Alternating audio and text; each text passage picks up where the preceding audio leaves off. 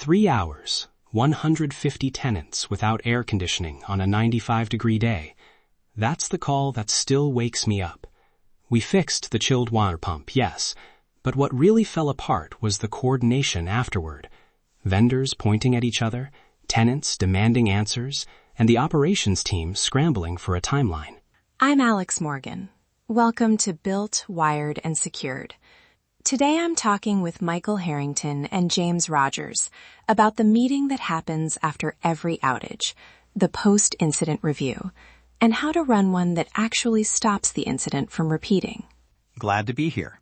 Yeah, that pump story, I've lived it.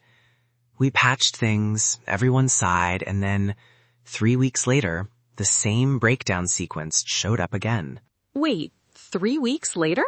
What happened in between? People assumed it was fixed. The review turned into a long defensive meeting with nobody owning a fix. No one changed the runbook.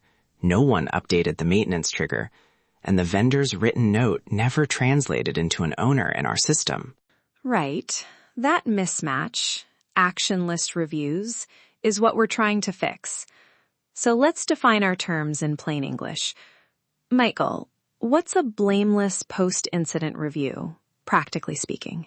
Practical definition: a short, time-boxed conversation that focuses on how systems and decisions combine to cause an outcome, then names one person and a date for each fix.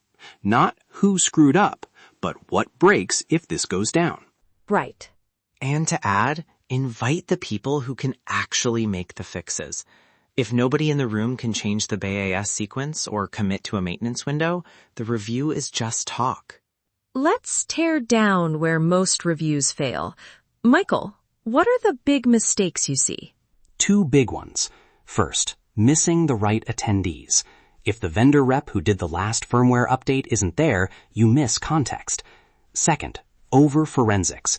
Teams try to build a forensic timeline in that first meeting, and it derails everything. From an operational standpoint, get a coherent timeline and the immediate human actions first. Got it. And the cultural issue, people showing up defensive, how do you clear that out? We open every review with a simple line. We're here to improve the system, not assign guilt. That one sentence takes the pressure off and gets honest timelines and actions. Let's get tactical. If you have 30 minutes, what's the repeatable agenda you use? Michael, walk us through it. Keep it to 5 things. First, a very concise timeline. Who did what and when? Second, impact. Who and what were affected? Third, immediate causes, human and technical actions. Short timeline, impact, causes. Makes sense. Finish the list. Fourth, proposed fixes, quick wins versus life cycle investments. Fifth, owners and deadlines. If you leave without a name and a date, it didn't work. That's non-negotiable. And prep beforehand matters. Send a 2-paragraph timeline from facilities and IT, and collect BAS event log excerpts, vendor change notes, and crew call records. You don't need a forensic lab. You need enough to agree on what happened. Who must be in the room? Short list, please.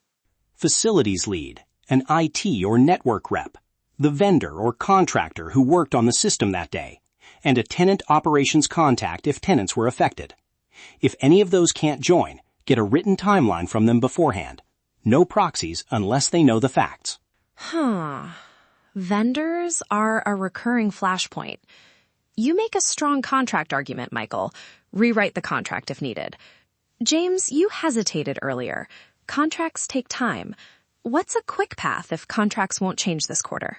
Short answer: insist on written input and a named escalation contact immediately.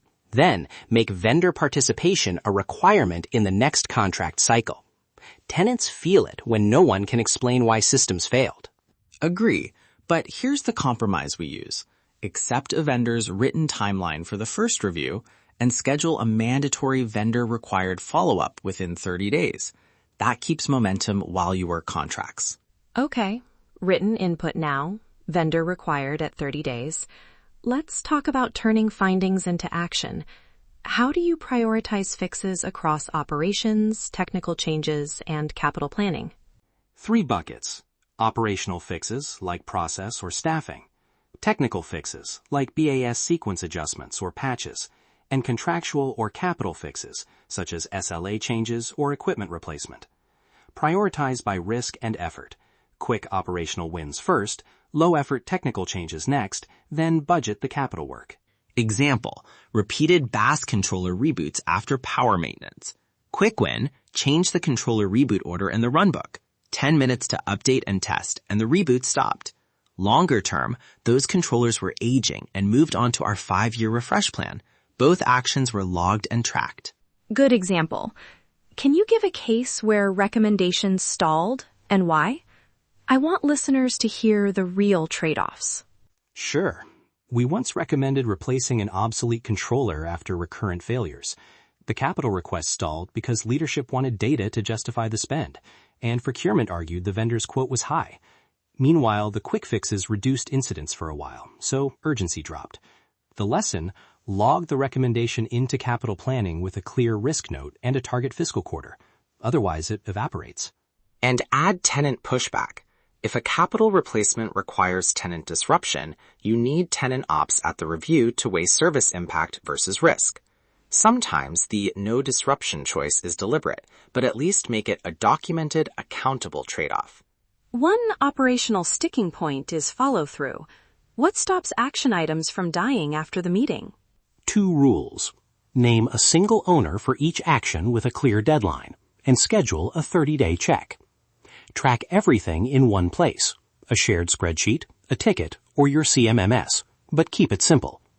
If the owner hasn't updated status before the 30-day check, escalate. We also cap the post-incident action list at 5 items. Anything beyond that becomes a project with different governance. And preventive maintenance. Schedule the change so you stop fighting the same fire twice. Okay, quick takeaways. Michael, one concrete thing listeners can do after their next outage? Create a 30-minute Blameless review template in your calendar.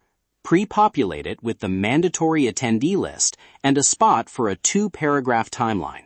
Run it within 72 hours and leave with names and dates. James, your one thing? Collect minimal evidence before the meeting. A BAS event excerpt, the vendor change note, and the crew's actions. Commit to one quick win to implement within a week. Momentum matters more than a mountain of analysis. Great. For listeners who want a plug-and-play tool, GDS Technology has a 1-page post-incident checklist to run your first 30-minute review. Download it, schedule the review within 72 hours of an outage, and add the 30-day follow-up to your calendar. That single calendar entry prevents most of the "we'll get to it later" failures. One closing line: what breaks if this goes down? Use that to prioritize fixes, and you won't waste capital on the wrong things. And I'll add, preventative maintenance beats emergency repairs every time. Trust the process, keep reviews short, and make the action list unavoidable. That wraps up Built, Wired, and Secured. Today we dug into how to run short, blameless post-incident reviews that actually produce change.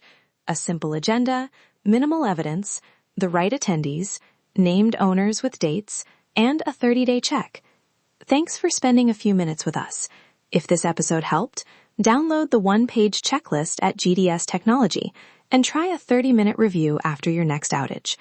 Until next time, built to last, wired with intention, secured for the real world.